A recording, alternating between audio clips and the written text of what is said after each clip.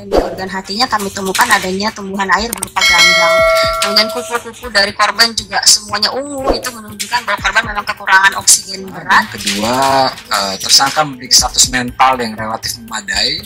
Dia datang dengan kesadaran penuh, dapat memahami pertanyaan diberikan dan menyampaikan informasi terkait peristiwa yang terjadi, termasuk juga tidak ditemukan ada indikator gangguan jiwa yang berat, tidak ditemukan ada indikator gangguan memori, sehingga dengan indikator tersebut secara umum tersangka ini memiliki kompetensi untuk mempertanggungjawabkan perbuatannya.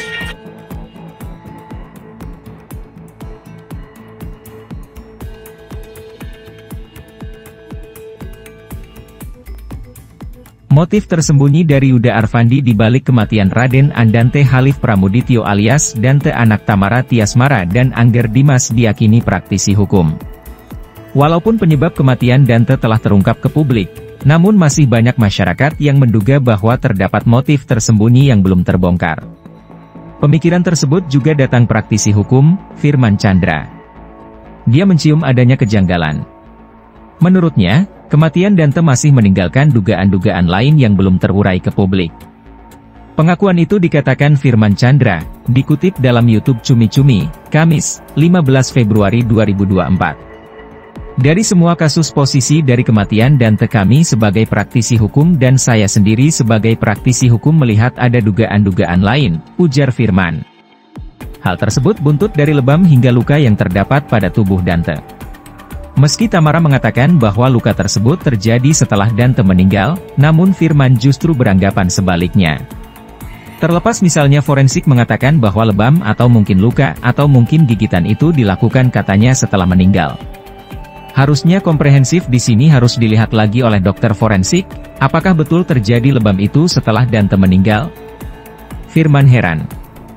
Meskipun sebagai masyarakat awam, Firman menyebut bahwa luka tersebut tak mungkin terjadi setelah kematian. Mengingat, jika seseorang sudah dinyatakan meninggal, tak ada aliran darah yang mengalir di dalam tubuh. Karena logika kita berpikir sebagai masyarakat atau bukan seorang dokter saja melihat pada saat seseorang meninggal berarti tidak ada roh, tidak ada darah lagi yang mengalir, jelasnya. Secara belak-belakan, Firman mengklaim bahwa lebam-lebam pada tubuh Dante bisa terjadi sebelum ia meninggal dunia. Artinya lebam tersebut dugaannya dilakukan sebelum terjadinya Dante meninggal, terangnya. Sebelumnya, hasil autopsi pada jenazah anak Tamara Tiasmara, Raden Andante Halif Pramudityo diungkap oleh dokter forensik, Farah Primadani. Diungkapkan Farah, tim forensik mulai menemui kesulitan lantaran sebagian besar organ Dante mulai membusuk. Apalagi, autopsi terhadap mayat bocah 6 tahun itu dilakukan setelah 10 hari kematiannya. Biasanya kalau orang tenggelam, dia menghirup air dan masuk ke paru-paru. Kemudian nembus ke pembuluh darah. Dan tumpukan air itu biasanya akan ikut tuh ke saluran sirkulasi darah, akhirnya dia nempel tuh di tiap-tiap organ. Nah, makanya kita berharap banget waktu autopsi organnya masih utuh. Kalau organnya masih utuh, kita masih bisa periksa, urainya, dikutip dari YouTube Cumi Cumi, Selasa, 13 Februari 2024. Sayangnya, hal ini tidak berlaku pada kasus Dante. Tapi pada kasus ini kan semua organnya sudah busuk ya, jadi satu-satunya organ yang masih viabel untuk kita ambil kemarin hatinya sama sumsum tulang, tandasnya. Ia juga menggambarkan kondisi paru-paru putra Angger Dimas tersebut.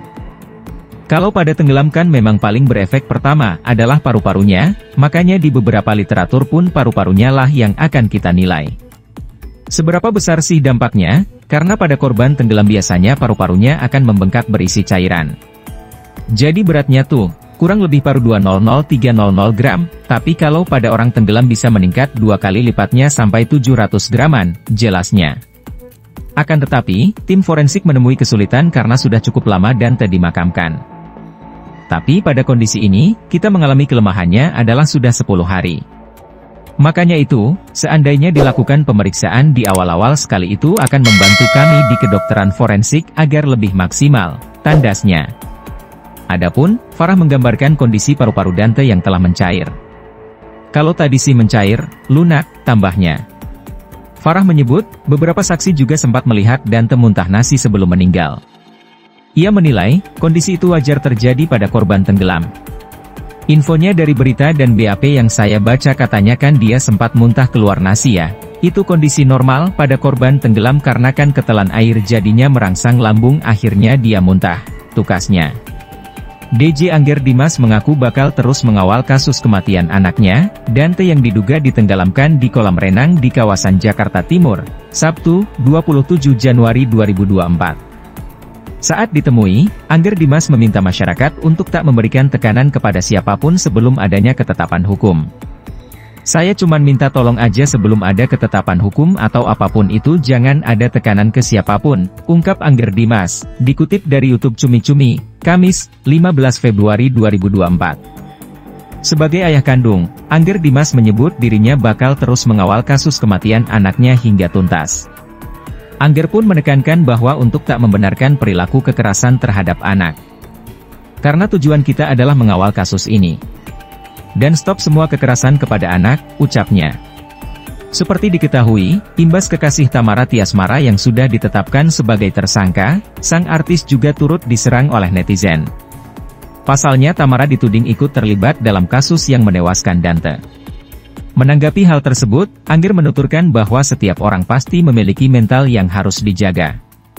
Terlebih lagi mantan istri Angger, Tamara merupakan sosok ibu yang kini tengah kehilangan anaknya. Mau bagaimanapun semua orang pasti punya mental health yang harus dijaga. Apalagi seorang ibu yang baru saja kehilangan anaknya gitu, tuturnya. Karena saya untuk membantu secara terbuka pun gak bisa. Saya cuman minta sebelum ada ketetapan hukum mohon teman-teman netizen supaya tidak gegabah, sambungnya.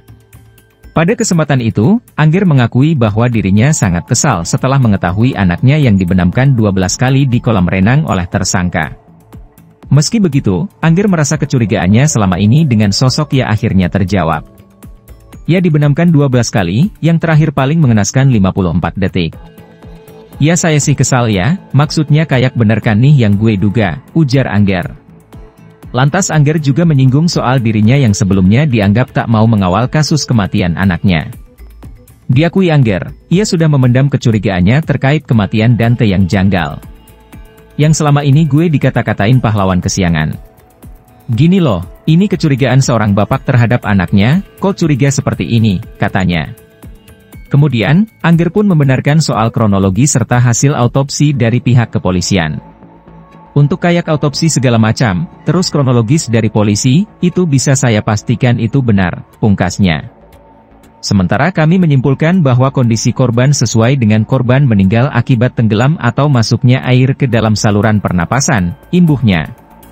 Lebih lanjut, Farah mengatakan saat pihaknya melakukan autopsi, diketahui paru-paru Dante sudah mencair. Tak hanya itu, banyak organ dalam Dante yang sudah mengalami pembusukan. Farah menyebut pembusukan pada organ dalam dan paru-paru yang cair bisa terjadi karena banyaknya air yang masuk. Pada otopsi, organ tubuhnya sebagian sudah membusuk. Kedua paru-parunya sudah mencair. Kami asumsikan karena banyaknya air yang masuk, sehingga paru-paru mencair, beber dia.